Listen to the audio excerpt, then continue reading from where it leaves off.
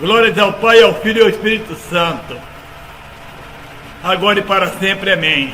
Hoje é um sábado e são agora 4 horas da manhã e 13 minutos do dia 7 de maio de 2022. E hoje eu quero fazer um trabalho acerca das descidas espirituais. Nós sabemos que tudo nós podemos naquele que nos fortalece, mas muitas vezes, mesmo com toda essa força, com o auxílio do Espírito Santo, nós vacilamos. Dizem alguns, comparam alguns a vida do cristão como numa roda gigante no parque. Ora estamos lá em cima e ora estamos lá embaixo. Quando estamos lá em cima, quando a roda gigante para e deixa a gente lá em cima, nós observamos o mundo, as paisagens, até glorificamos a Deus. Quando a roda gigante para e deixa a nossa cadeirinha lá embaixo, nós ficamos abatidos e muitos nessa hora até abandonaram ao Senhor. Muitos se desviaram do Evangelho por causa das descidas espirituais. Neemias capítulo 6, do versículo 1 até o 5, está escrito: aconteceu que, ouvindo Sambalate, Tobias, Gesem, o arábio, e o resto de nossos inimigos, que eu tinha edificado um muro, e que nele já não havia brecha alguma, ainda que ainda não tivesse as portas nos portais. Sambalate e Gesem enviaram a dizer: vem e congreguemo-nos juntamente nas aldeias no vale de Ono. Porém, intentavam fazer-me mal. E enviei-lhe uma resposta a dizer: estou fazendo uma grande obra, de modo que não poderei descer. Por que cessaria essa obra enquanto eu deixasse e fosse ter convosco? Por causa de sua deliberada desobediência ao Senhor, o reino do norte, composto por 10 tribos, foi destruída, ou seja, foi destruído pela Síria, que, para humilhar ainda mais os filhos de Israel, os levou cativo à Mesopotâmia. Isso aconteceu no ano de 722 a.C. No ano de 586 a.C., foi a vez do Reino do Sul. Veio Nabucodonosor contra Jerusalém, deitou por terra o santo templo e derrubou os muros da cidade santa. Em seguida, levou os filhos de Judá cativos à Babilônia, onde permaneceriam durante 70 anos. Jeremias 25, 11. Neemias, na corte persa, exerceu a função de copeiro do rei Artaxerxes. 14 anos depois da expedição de Esdras a Jerusalém, no ano de 444 a.C., Neemias recebe urgentes e preocupantes notícias de Jerusalém. Apesar de o Santo Templo já estar funcionando conforme as leis levíticas, a cidade encontrava-se ainda abandonada. Esdras, capítulo 6, versículo 14 ao 16. Ele então sente o chamado de Deus para deixar o conforto do palácio e viajar para Israel, a fim de reconstruir os muros da cidade santa, que se achavam rachados e suas portas queimadas a fogo. No capítulo 4, versículo 1 diz: e sucedeu que, ouvindo Sambalate que edificávamos o muro, ardeu em ira e se indignou muito. Sanbalate, que tinha um cargo importante em Samaria, era o cabeça da oposição a Neemias. Ele usou várias táticas intimidatórias para Neemias desistir de levar avante a reconstrução do muro de Jerusalém. Quando os inimigos viram que os muros já estavam erguidos, reuniram-se para redobrar suas investidas contra o povo de Deus. Sanbalate representa os desafios da vida que querem fazer-nos parar com a obra de Deus. Neemias capítulo 6, versículo 2 e 3. Estou fazendo uma grande obra, de modo que não poderei descer. O cristão é um alpinista espiritual, deve pensar só em subir e nunca em descer. Primeiro, a descida de Sansão na terra dos filisteus. Enquanto Sansão frequentava o campo de Dan para buscar a face do Senhor em oração, e manteve seu nazireato intocável, era invencível. A estrada que descia de Zorá para Tinate, na terra filisteia, foi marcada por sucessivas cenas perigosas na vida do jovem nazireu. Na Filistia, Sansão teve amargas experiências e mesmo assim a sua sensualidade desenfreada não tinha cura. Sansão permitiu que a luxúria consumisse sua vida. Apesar de casado, ele visitava prostitutas e então conheceu Dalila. Segundo essa mulher sedutora e infame, Sansão foi como um boi, caminhando em direção ao matadouro. Dalila o enganou e entregou aos líderes filisteus. Eles humilharam Sansão, vazaram seus olhos, transformaram ele em um monstruoso show secundário para o circo.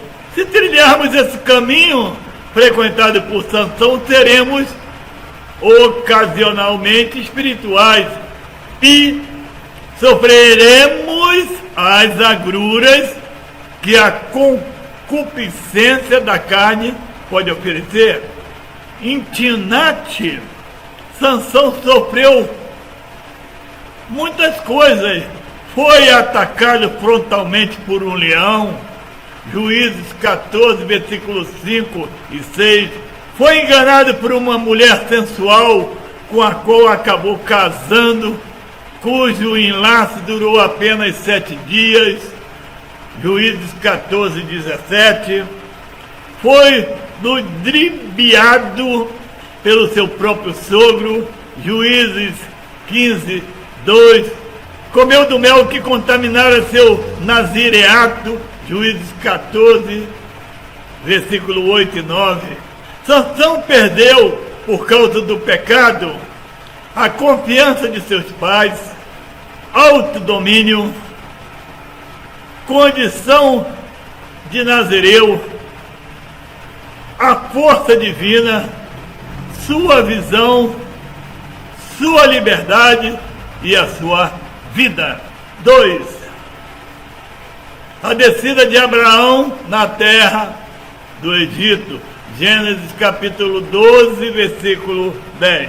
Enquanto Abraão palmilhava a terra da promessa, edificando altares, armando tendas e cavando poços, não corria perigo de vida e nem pensava em ter o casamento abalado. Ao descer ao Egito, a terra de Mizraim adquiriu riquezas em abundância.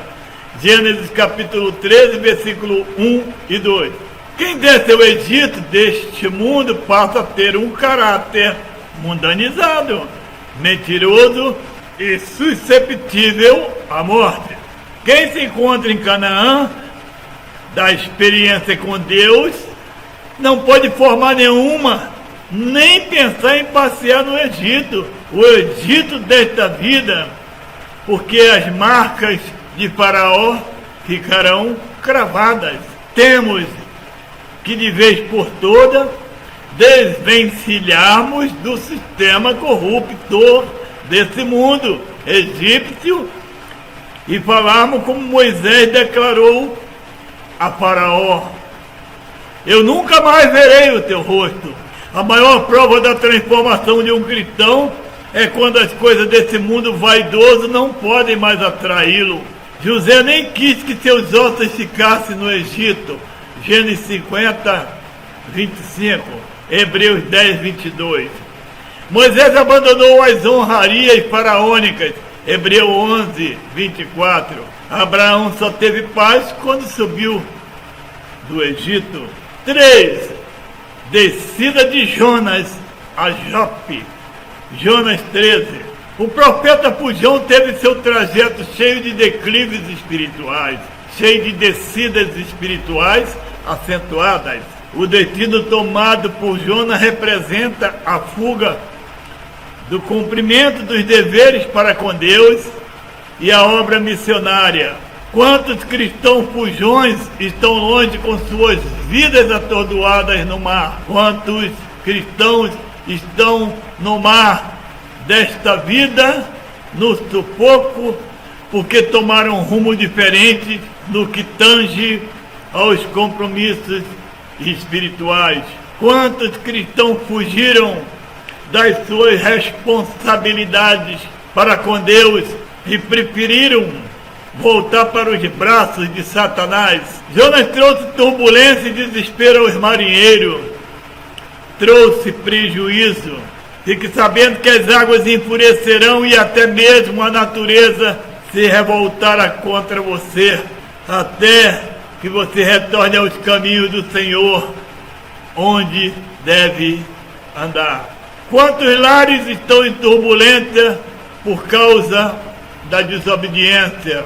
Diz a palavra do Senhor em Mateus 12, 43, que o diabo, o demônio, quando sai do corpo do homem, depois de procurar um lugar para morar, não encontrando, ele volta para aquele corpo que ele habitava como as 7. E a situação daquele homem é terrível, alcançando e influenciando a sua própria família. Seus filhos se desviam, sua mulher muitas vezes o abandona, sua vida vira um caos por causa da desobediência do homem, mas ele sabe que o diabo volta e o possui.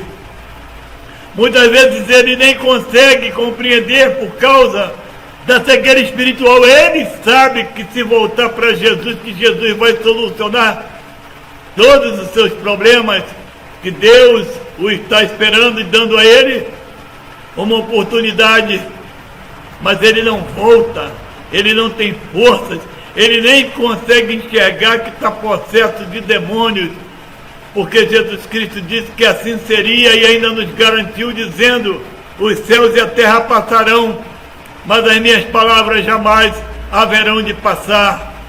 Mas o desviado não volta, mesmo sabendo que está prejudicando a sua família, prejudicando a sua própria vida, e sabendo que Jesus Cristo soluciona todos esses problemas.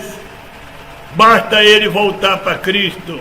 Mas ele prefere manter a sua família em turbulência, em sofrimento, mesmo sabendo que cada dia que se passa a situação vai ser pior, que a tempestade espiritual vai aumentando a cada dia que se passa, e quem está ao seu redor sofre com ele. Quando Jonas estava no porão, porque se escondeu de Deus, Deus chama e o homem se esconde, e o homem diz não. Deus manda ele ir e ele não vai. Aí sofre a mulher, os filhos e todos aqueles que estão por perto. 4. Não desça da cruz. Paulo diz: já estou crucificado com Cristo. Há somente um lugar de poder sobre Satanás, e esse lugar é a cruz. Foi na cruz e pela cruz que Cristo o venceu. A cruz foi a derrota de Satanás. É esse o único lugar em que Satanás é sempre derrotado. Satanás não pode nos tocar quando estamos na cruz. A única parte da natureza que Satanás não pode tocar é aquela que foi crucificada e permanece sobre a cruz. Se você olhar para o passado, verá que a única derrota por você sofrida foi quando você desceu da cruz. E você sempre sofre derrota ao ser induzido a descer da cruz. Se Satanás pudesse ter seduzido Jesus Cristo a descer da cruz, ele teria saído vencedor. E Satanás sempre nos vence quando descemos da cruz. Se Satanás conseguir que desçamos da cruz, ele nos terá em seu poder, mas não poderá nos tocar enquanto permanecermos na cruz. Há muitos sambalates que querem nos fazer descer. Lascívia, afronta, do diz que me diz, das fofocas, do escárnio, da mentira, da exaltação, da arrogância, da vaidade, enfim. Fazer acordo com os inimigos da obra de Deus é descer em todos os sentidos. Portanto, que a nossa resposta seja tão firme e pronta como Neemias. Estou fazendo uma grande obra, de modo que não poderia descer. Glorificado e exaltado é o Pai, e o Filho e o Espírito Santo. Lembre-se, vivemos dias maus. Satanás, o nosso inimigo, anda ao nosso derredor, rugindo como leão, tentando nos tragar. Mas o anjo do Senhor acampa ao nosso redor e nos protege. Tudo nós podemos naquele que nos fortalece. Ore ao Senhor, peça perdão ao Senhor. Lembre-se sempre que você é o vaso e que o Senhor é o oleiro. Lembre-se sempre que Deus conhece as suas fraquezas e que Ele jamais deixará você passar por uma prova que você não possa suportar. E lembre-se também, o Senhor castiga os seus filhos que ama, para que a gente possa nos corrigir e andarmos na presença dEle e ficarmos com Ele, ficarmos com Deus para sempre. Amém.